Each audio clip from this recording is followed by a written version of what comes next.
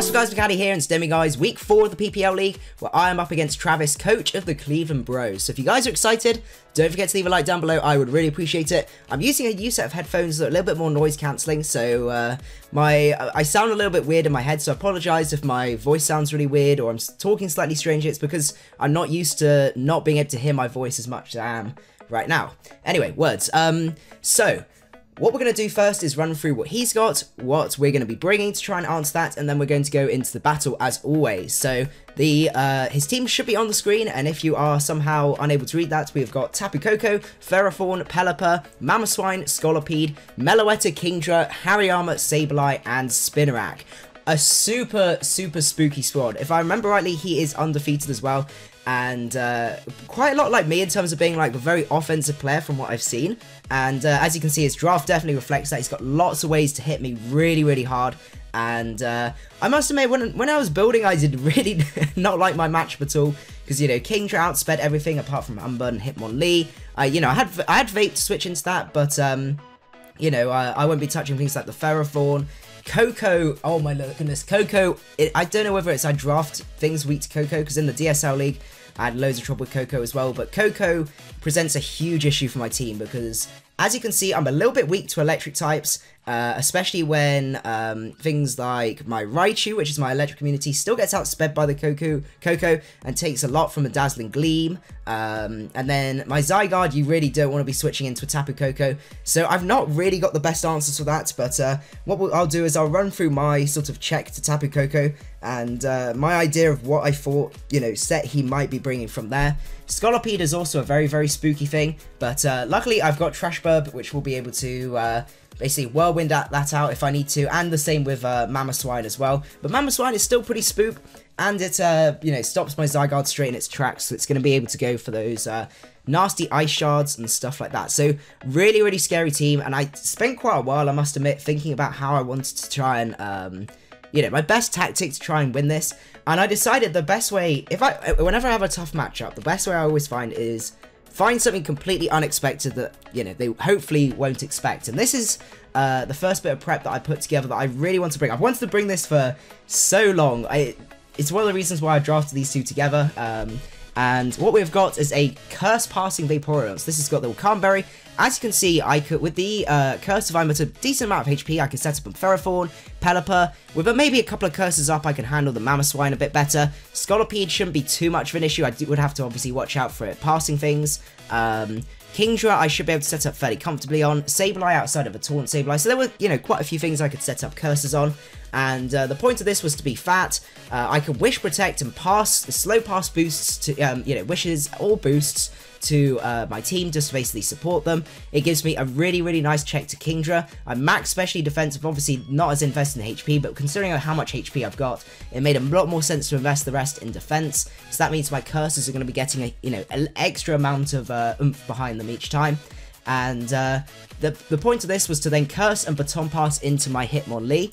And my Hitmonlee is a interesting set. Shout outs to Dundeal for my for the sort of inspiration on this set, because he used a team in UU ages and ages ago, which had okay, my Lee set is already messing up. As I said, I'm sure Showdown seems to be messing up my Eevee. It hates me. But anyway, a White Herb Hitmonlee. So what that does is it baton passes. Shout outs to Dun for this idea from one of his lives a long time ago. You pass it into Lee. Lee activates the White Herb and negates the speed drops, and it also then gets the Unburden. I outspeed his entire team. Rock Slide, Close Combat, Map Punch, and Earthquake does a really good numbers to his team. It, you know, doesn't smack Meloetta as hard as I'd want, but the rest of it, apart from Sableye, I'm pretty much good to go in terms of sweeping. So, you know, hopefully catch him off guard with that set. In terms of my lead, I decided my Lihi Lego was probably my best way to go. We've got enough speed to be able to outspeed, I think actually Kingdra. I did not expect a max speed Meloetta, so I speed crept a max speed Kingdra with the Sludge Wave Power Gem, which does a really good number to his team, and then the Him Power Fire. Obviously, with Rain being a thing, it's less than ideal, but if I can catch that Ferrothorn outside of Rain, or potentially pretend that I'm Scarf, because I've been using it Scarf the last couple of weeks, I might be able to lull him into a full sense of security, and then we've got the stealth rock there, which is really, really nice. Max special attack, modest, so we're going to be hitting like an absolute truck, and the 32 in defense, because we've already got a really good amount of HP, and that will help me with any ice shards from Mamoswine or something like that. I'm not going to be taking much else. I guess bullet punch from Hariyama as well. Next, we've got the Mega Pinsir, where I think actually I may have messed up the speed thing on this, because I speed tie with a max speed Meloetta. I did mean for this to outspeed a timid Meloetta, just in case, but we've got a max attack, Mega Pinsir, adamant nature, so I want to be doing some wall breaking here. As you can see, his best check to us is Tapu Koko. The rest of his team struggles quite a lot. Obviously, Sableye can willow us, but if that's a Spadef Sableye, after some rocks damage, I can still 2-hit KO pretty comfortably. Obviously, he can recover up, so I could Swords Dance, you know, I have to play a few games, but with the rest of my team, I feel relatively comfortable being able to take that on.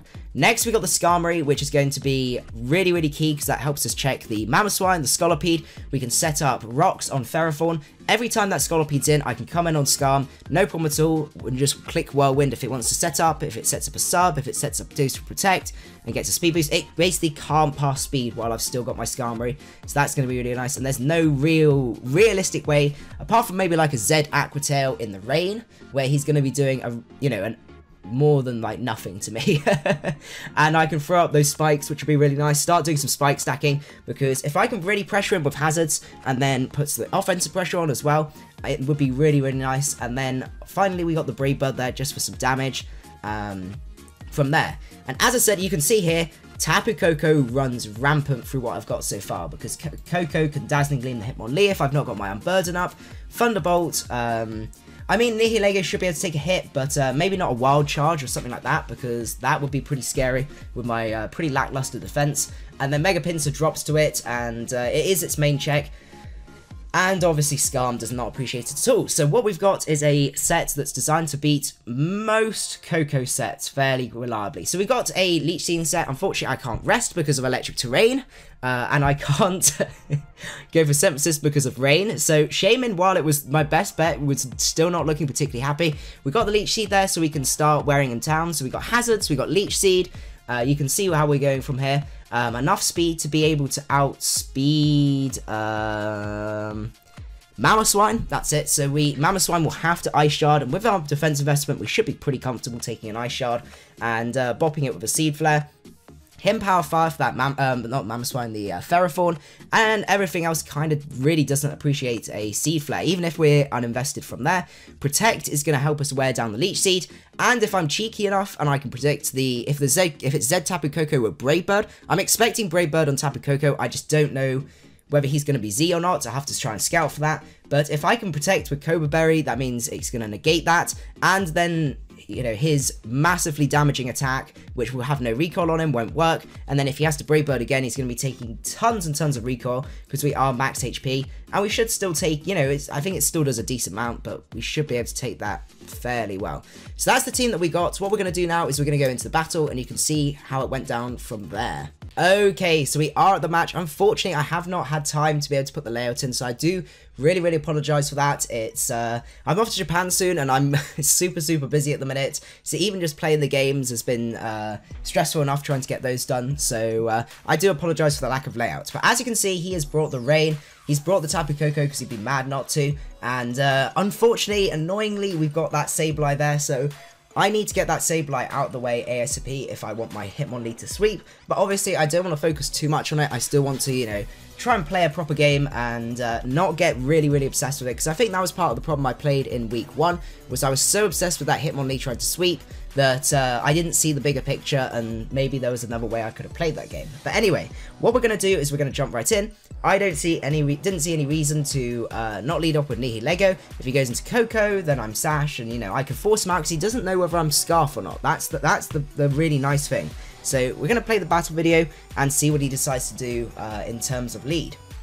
So my main priority is get those rocks up, because if I can pressure that Pelipper. If it's Scarf Pelipper, it's more annoying from an offensive point of view, but on another note, it's still, you know, it might not have defog, and it might be a little bit easier to deal with. So we lead off with Nihilego as he leads off with the Pelipper. I'm not expecting a U-turn here if it's a Scarf Pelipper because I don't know if I would definitely not stay in case I was Scarf as well because that would be very, very spooky. So I just go for my rocks. We need to get them out there, and out comes Lenny here. So I need to now decide, do I go for the Hidden Power Fire, get a bit of damage off? Looking at the calcs, it does like 30%, so I was like, no, it's not really worth it, to be honest. We are going to have to lose our Sash because he's probably going for rocks here. So let's go into our Scarm, and let's start getting some spikes up. So I'm going to go into my Skarmory here, and we're going to start trying to get as many spikes up as we can. So he does go for the rocks here. If he wants to spike stack me, I don't mind. I'm more than comfortable playing with spikes. If there's spikes on his side of the field, he can be the dude that has to then defog them away. So that's fine by me. So I'm going to go for my layer of spikes here, which is going to be really nice, as he decides to go for the Leech Seed. Unfortunately, he does miss this one. That's actually quite big because as you'll see later on, it means that I can put more pressure on, I can set up more spikes, and you know, he wouldn't be able to switch out into his defog here. So he goes to the Leech Seed here, setting up those seeds on me. As now I'm just going to start clicking Whirlwind, just in case he wants to go into that Pelipper, because I cannot afford that Pelipper to defog these spikes. I can start getting damage on things. I know I'm going to get worn down from Leech Seed, but that's the main thing with Skarm at the minute. Neither Mamoswine or Scolipede have come along, so the main priority with Skarm is just throw those spikes out, be annoying, and just whirlwind things out. So we get that Pelipper out of there, which is absolutely beautiful, as he's going to be whirlwinded back into Ferrothorn, which is great. If he wants to set up his own spikes as I whirlwind, that's fine by me. Unfortunately, he's still going to get most of the HP back, but we're wearing down that cast, you know, the, the Pelipper, which is great.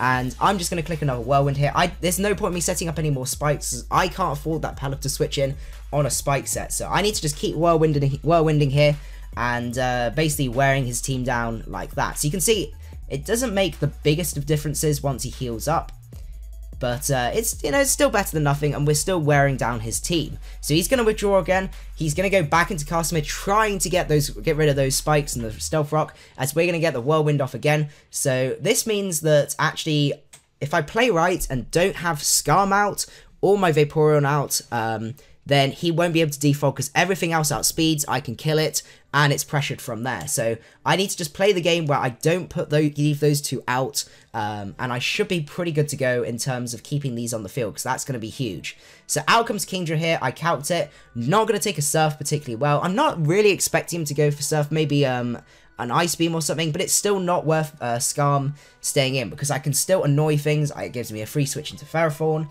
and all of that sort of stuff, and I can go into my Vaporeon. So I decided to go into Vaporeon here, just in case he does decide to go for a Hydro Pump or something like that, as he is going to throw out, as you will see, a Ice Beam. So I calced it, didn't look like Specs, not sure what he was going to do here, and as I said, I don't want to be in with that Pelipper. I need that Pelipper out of here. So I go for the Baton Pass here, just in case he wants to go into that Pelipper, as he's going to go for the Dragon Pulse to get a bit of damage on us. As you can see, that special defense investment coming in clutch, as we're still going to be above 50%, which would be quite nice later on if we do want to try and go for that Hitmonleaf Egg. So I counted the turns. I was like, oh, I'm pretty sure this is going to be the last turn of Rain, considering Pelipper led, and the rain does stop. So it is a Damp Rock Pelipper, which is going to be annoying. But Nihilego, I calced it. I can take a Surf, and I can go for that Power Gem, get a huge amount of damage on this, which is nice. Now I bring it within Rocks and Spikes range, which is really, really good. As he goes to the Surf, and Nihilego the Beast takes it like a champ, and I can now throw out another Power Gem, which is going to be really, really nice. So he now goes into Lenny, which is going to be his Ferrothorn, and he's in a bit of a predicament here, because I can throw out my, Power Gem here. He still doesn't know if I'm Scarf or not, so I'm going to reveal the Hidden Power Fire here, and depending on his spread, this should kill. So it was looking pretty iffy, I must admit, from that range. If he had a lot of Spadef in there, was expecting more of a Fizdef set, just to be able to take on the Pinsir. So I go for the Hidden Power Fire here. That's my main priority here, is trying to take out that Ferrothorn, and we do eliminate the Ferrothorn, so that's going to be huge. Really, really nice for us to get rid of that massive wall. And unfortunately, this is going to be the end of the road for Nihilego. Getting 2 kills, I think was it 1 kill or 2 kills? I can't remember. Anyway, getting that kill is going to be super nice, as he's going to be able to go into Coco and finish us off from there. There's no point us switching out, because I think we die to Rocks, and also just, you know, he's kind of done his job. Let him, you know, go sit on the bench and chill for a bit. So he is going to go down from there, which is a shame. He reveals the Wild Charge, which leans me towards him having Brave Bird, but also Zeb Brave Bird, and we can see if he has any item, and he shows no item. So I go into Shaman. I'm like, right, we're gonna bait him. We're gonna go for the bait, see what he decides to do. So we're at a really good amount of HP. I'm pretty confident with this. I'm gonna throw a Protect out, because if we can catch him on that Zed move, that would be absolutely beautiful. He does go for the Volt Switch. So that's very, very interesting from our perspective, considering the number of spikes and stuff like that. I'm gonna throw a Seed Flare out. Now that Ferrothorn's gone, I can bop pretty much everything with a Seed Flare and do a huge amount of damage. That's going to be really nice, as he's going to go out into Castamit, and I was like, please don't miss, because if we can take this guy out, then those rocks and those spikes are here to stay, and we're doing, you know, we're doing pretty well then. We're really putting the pressure on with those spikes and Stealth Rock, and we're keeping the offensive pressure on, which is great, forcing him to do all these switches. So I go for the Seed Flare here, and we are going to be able to take out the Pelipper, which is absolutely great. Being able to take that dude out means then I can use my Vaporeon a little bit more effectively, and also I don't have to worry about, you know, it switching in on Skarm. So out comes the Kingdra. I don't know, you don't know really, we weren't sure whether this was going to die to rocks or spikes, but it does die to spikes as well. So Skarm picking up an extra kill there, as Kingdra is going to go down. So that's really nice. And then out comes Emma the Meloetta. Now this is very spooky. If this is a sub-calm mindset, I'm in a lot of trouble. So I decided to switch out here. Skarm is kind of done its job here, so I'm going to switch out here. I was thinking this next turn, after this one, is when the Electric Train will go, so I can go into Skarm, and then I can Whirlwind out this dude if he wants to set up a sub and Calm Mind, because the sub Calm Mindset still has a really good chance to win versus me. As he goes to Psyshock, I counted it, didn't look too invested at all, and I was like, okay, if the Electric Terrain goes here, you know, I'm good to go from there, and I'm a happy guy. Unfortunately though, spoiler alert, I miscounted, and the Electric Terrain is still going to be in play. So that's a real pain. I'm going to go for Whirlwind anyway. It's my best play, just to try and, just in case he wants to set up that sub, and we're going to sack off Skarm from there. You know, not the worst thing in the world, but we can now go into our Pinsir and put pressure on. At this point, all he's got is Sableye, Tapu Koko, and this girl, not guy, I think. Anyway, so we can go into Swag Stag here. I count it Adamant. If this is a speedier set, then I've got a good chance being able to take it on. If it's more of a defensive set, I still will break it to a point where I should be able to handle it from there. So we're going to Mega up as Mega Pinsir. From that, the calcs and the lack of Electric Terrain, I should take a Thunderbolt with this, so I can go for Return, fire off another Return, and we're good to go from there. So I'm going to go for the Frustration, get a really nice amount of damage off, and it's not going to kill, so this looks to be a really, really defensive set, as the Thunderbolt's going to come through,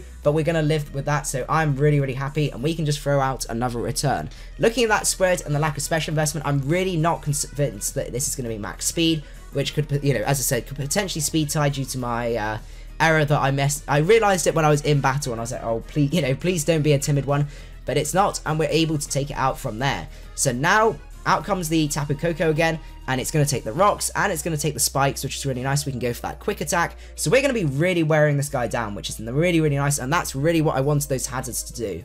And it's looking very, very close. If I can take out this Tapu Koko, handle the Sableye pretty well, obviously I've got a bit of dead weight in the back, I must admit, in the form of that Hitmonlee, because that Sableye is going to be able to wall me to, you know, forever and back. So he is going to take us out from there, which is a real shame. He's got to go for that Wild Charge, because he can't Volt Switch out here. We're going to go into Shaman. I'm going to go for that play. I'm going to go for that Protect, because I'm sure he's going to be desperate. He's going to want to get that Zed move off and try and handle it from there. So is he going to go for the Zed move? He does go for the Zed move, and I was so happy at this point. I was like, yes, that's what I needed. That's why I need that Protect in Cobra and Shaman. Bop this thing, and now, because of the spikes and the Stealth Rock, he can't switch out here, so he has to go for either Brave Bird or Wild Charge. He can't go for Volt Switch, because then he loses. So we're in a really, really nice position here. Dazzling Gleam won't kill, and he would die from that. So it's, you know, it's looking very, very nice for us. And we take, look at that damage. That was a super effective flying Zeb move, and we absolutely tanked that. Look at that damage though. Jesus Christ, these moves are fucking broken, dude. Because Shaman is an absolute beast. So we're going to switch out here, and we're going to sack off our Hitmonlee because I feel he's forced to either go for Brave Bird or he's got to go for that Wild Charge to get the damage off. As I said, he could go for the Dazzling Gleam, but I'm really not expecting it because that could potentially lose in the game. So he goes to the Brave Bird here, and this recall is going to take him out from there, allowing us to then go into our Shaman, and now it's just Shaman versus Sableye. Obviously, I really didn't want to go into my Vaporeon because I've got no attacking moves, but it's always in the back. I can throw some wishes up, I can get that slow the baton pass into Shaman later on if I need to, but obviously if it's a Taunt Sableye, I really will be in trouble then. So I decided Shaman was my best bet here. Throw out a Leech Seed, and I can potentially wear this down. I'm expecting maybe like a Foul Play. It could be a Power Gem set to be able to handle the Mega Pinsir, but I'm expecting Foul Play with the Willow, because it can then Willow me, and then it can Foul Play next turn and stuff like that. So he goes to the Willow, and that's going to start wearing me down, which is, you know, a little bit annoying, but it's a lot better than it could be, as I'm going to be able to throw out those leeches, and I was like, please don't miss, and we do end up connecting, so that's going to be really nice, and we're going to be able to wear down this Sableye quite a lot with that. I've still got 7, I think, whatchamacallit, Seed Flares, so statistically I should get a Spadef drop from one of those. So that was kind of my plan from there, is I can just keep throwing those out. If he wants to spam recover, so be it, but hopefully I'll get a drop from them. And also I've got the Leech Seed wearing him down, so I go for the Seed Flare here, as he must have gone for a Foul Play or something like that, and we're going to be able to take out Nero then and there, and that is going to be game. And oh my goodness, I went into that game expecting to lose, I must admit, unless I pulled off that Hitmonlee shenanigans, because, as I said, the Coco was so scary, Rain was so scary, he's just a really scary battler to face, so I'm really, really happy with the result on that one. My prep was really, really good. As I said, unfortunately, the Leech Seed miss may have made a difference, because then he may have been able to then go into his Pelipper, but yeah, I do apologise for that miss, but apart from that, it was a fairly hacksless game, so that was pretty nice. But anyway, that means we are now 2-2, which is absolutely great, beating the undefeated, I think it was #1, actually, if I remember rightly, which is really nice. And anyway, looking forward to the next week and seeing how our team goes from there. In terms of MVP, I would probably say Shaman, just because of how well it adds, you know, works in the late game, but, you know, Skarm and Nihilego both get really good honourable mentions as well. But anyway, hope you guys enjoyed the video. If you did, don't forget to leave a like down below, I would really appreciate it, and I will see you guys at the next one. Macadii out.